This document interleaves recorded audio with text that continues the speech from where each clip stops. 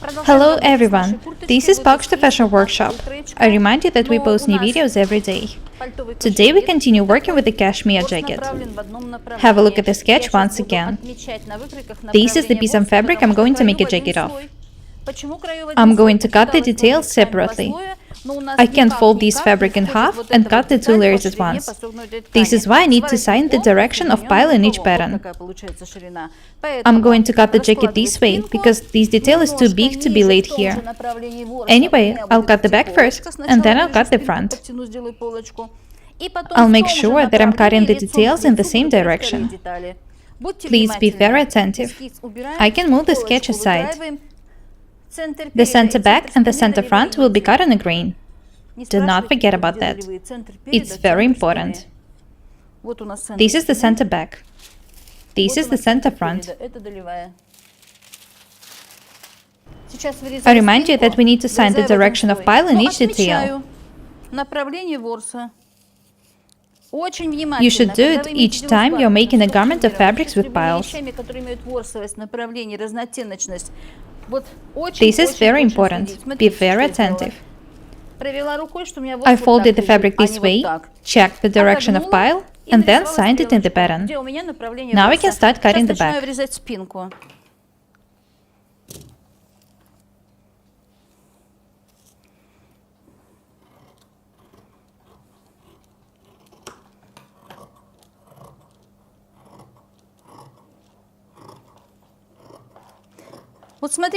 Watch what I'm doing. I'm cutting a bit more than 1 centimeter. I'm doing it because the fabric can shrink when being doubled with interfacing.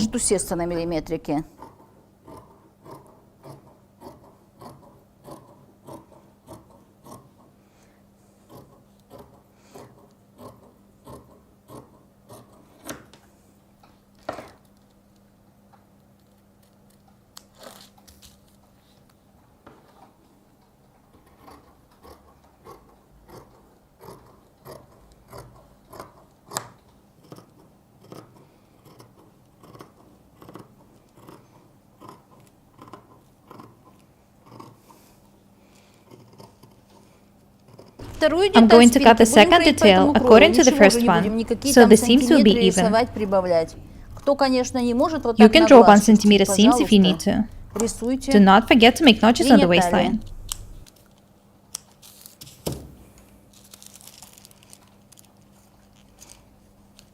I'll also mark the wrong side. The back is ready. Next, I need to cut the front in such way that the center front is parallel to the selvage. I don't want to move the pattern too far in order not to waste fabric. I'm using a ruler to measure the distance between the selvage and the center front. I need to make sure that the center front is parallel to the selvage. After that, I can pin the pattern. Now I can start cutting the front detail. Do not forget to mark the direction of pile.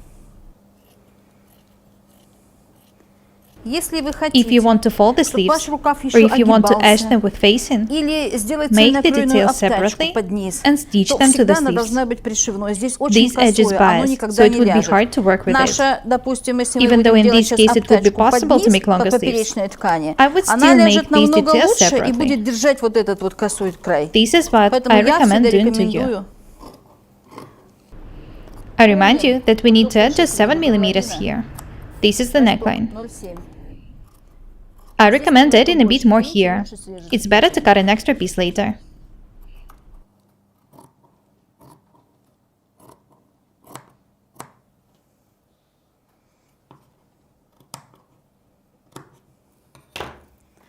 Do not forget to make a notch on the waistline and mark the wrong side.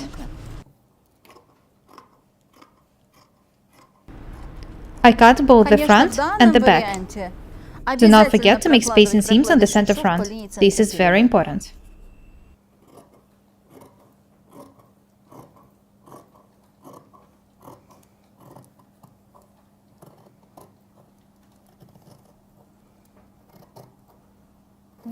I cut both the front and the back. Вырезана спинка Next, I need to turn this piece of fabric face up, lay the cut details on the fabric face to face, and cut the second details. Do not forget to make sure that you are cutting the details in the same direction.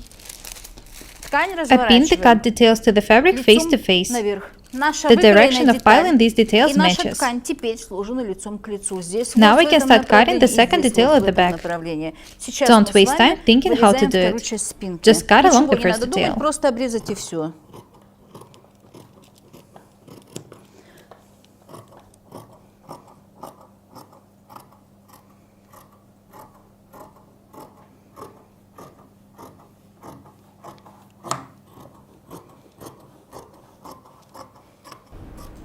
I couldn't cut the two details at once because the front detail was too big. That doesn't mean that you would have to cut the detail the same way. You can cut the cuff separately, for example. If the color of fabric doesn't change depending on the direction of pile, you can cut the details however you want.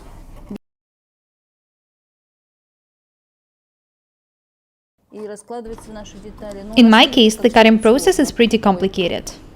Wow, it's not convenient to work this way.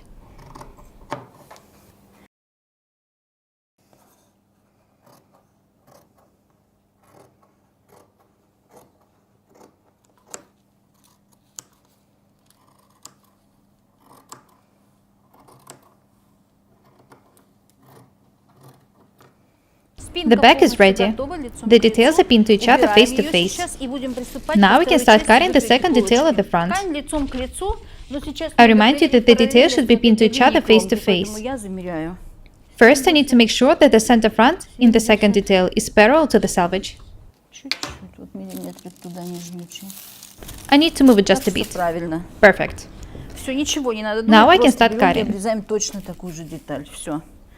If you watch the first tutorial attentively, you won't have any problems now. Just make sure that you cut the pile in the same direction.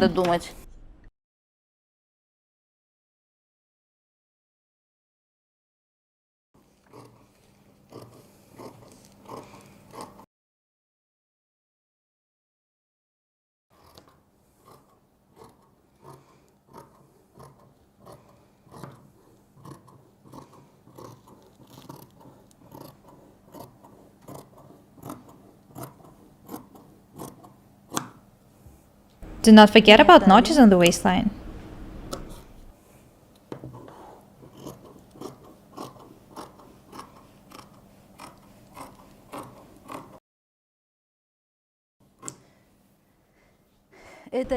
I remind you that I'm making this jacket to wear it with the circle dress. You can make such jackets of any length, color, and design. You can wear them with trousers, for example. In this case, you need to make jackets about 15 or 20 centimeters longer. I'm making the jacket to wear it with the circle dress, so it should be tiny. If it was a summer circle dress, I wouldn't have any problems with it.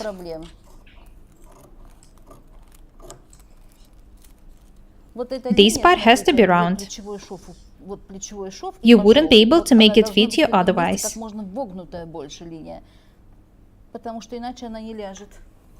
I also need to cut beautiful facing. I'll show you how to do it. In the next video, I will show you how to cut facing, lining, and interfacing. After that, I will show you how to work with them. Now we can start taking the jacket. I'm not going to detach this pattern now because I need to mark the center front on the fabric. I'll tack the back first. It's very easy to do it. I just need to tack the center back. I tack the center back, so I can move this detail aside and start working with the front. First, I need to trace the center front to the fabric. I pinned it, so I need to turn the detail. I'm using a ruler to draw the center front on the fabric. Watch the video on how to make button stands if you haven't done it yet. In the video, I show you the technique for making them very thoroughly. I also tell you about the extension and the details you should pay attention to. It took me a lot of time to make the tutorial for you. I wanted it to be useful and informative. Watch the video if you haven't done it yet. You need to know how to make button stands accurately. Next, I need to trace the center front to the second detail. After that, I'll make space and seams in each detail. This is the center front, and this is the fold line. I strongly recommend you watching the videos on how to make button stands. They are very useful.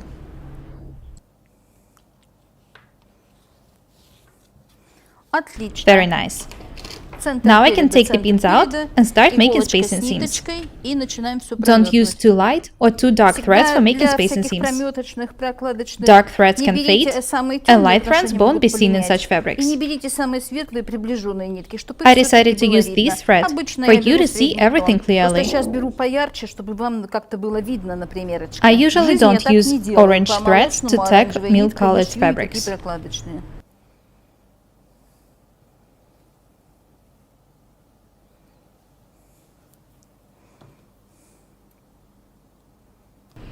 Don't make knots when making space and seams.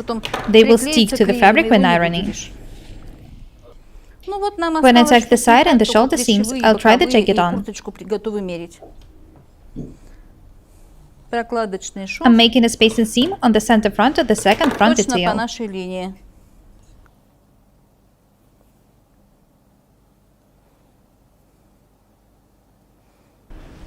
That's enough.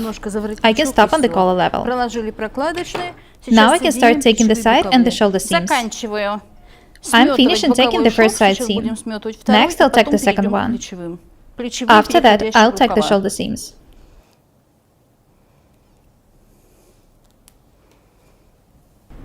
Do not forget to match the notches on the waistline before you start taking. Even if you're absolutely sure that the details are accurate, match the notches on the waist before you start taking.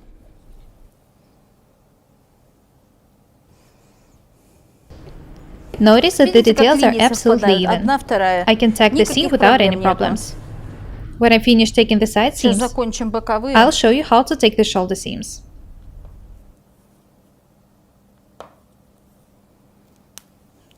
Have a look here. This is the point where the shoulder seam turns into a collar stand. There will be 1 cm seams on each side, so they will meet here.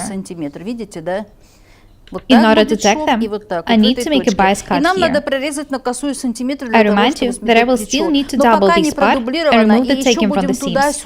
This is why I'm making just a 5 mm long cut now.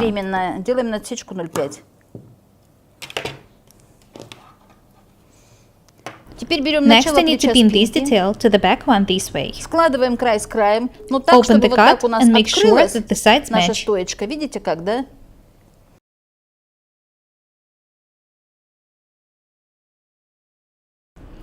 This is the neckline, and this is the shoulder. Be very attentive. This is a very useful technique.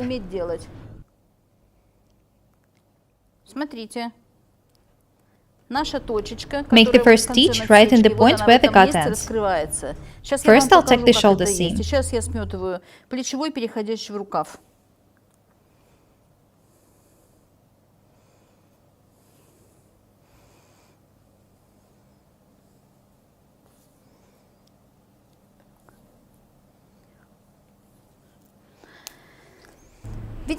Have a close look at this point. This is where the shoulder turns into a stand collar.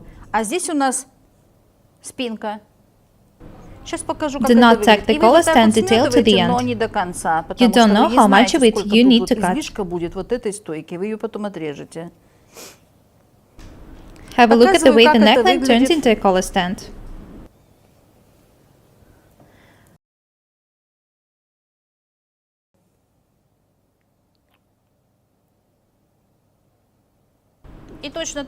I've already showed you this technique for making collars.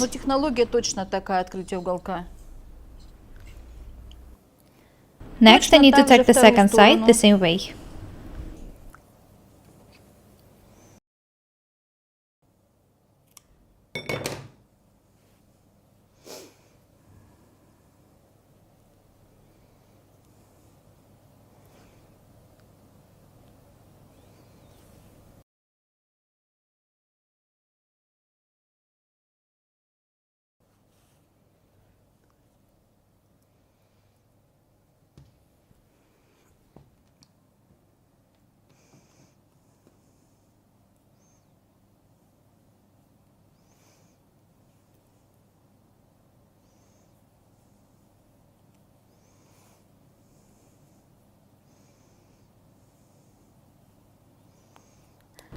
You can see that the collar stand is too long now. I'm not going to cut it, I'll just pin it. I recommend cutting the extra pieces when the collar stand is doubled with interfacing. I'll tack the collar stand the way it is. I recommend everyone cutting it only after doubling, because the fabric can shrink. This extra piece doesn't affect the result now, so there is no need to cut it.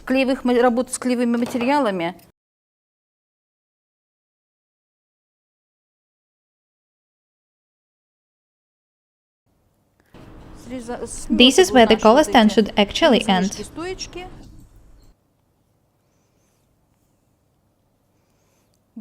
Be very attentive. Next, I need to finish taking the collar stand for a fitting. Здесь не дометала, здесь не дометала, а сейчас вот так вот прометаю. The jacket is almost ready for a fitting.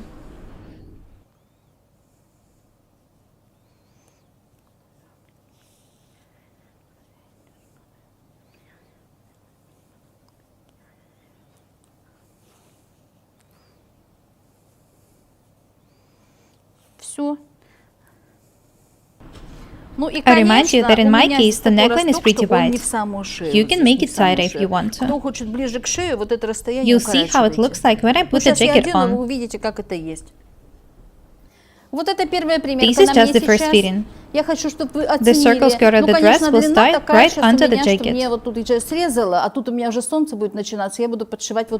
I remind you that the bottom will be edged with facing. Dolman sleeves are very comfortable.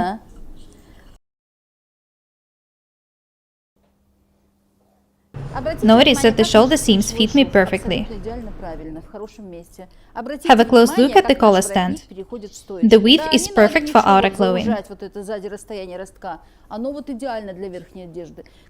These parts will look much better when I double them with interfacing. I remind you that this is a collar stand, which turns into a white collar. I wanted to attach 6 buttons here, but now I see that there is space enough just for 4 buttons. The cameraman agrees with me. He says that 4 buttons would be enough. I'm not going to make pockets. I don't need them in this jacket. Next time I will show you how to cut lining, facing and interfacing. I will show you which details to double and how to do it. The technique for making this jacket is very useful. You can make such jackets, you can make them longer or even shorter. You can make them wider. You can also make coats using this technique. That's all for today. Be different and beautiful. My name is Paukštė Irina. Subscribe to my channel, write comments, share videos, press a like and the bell buttons. I really need your support. Thank you. Goodbye.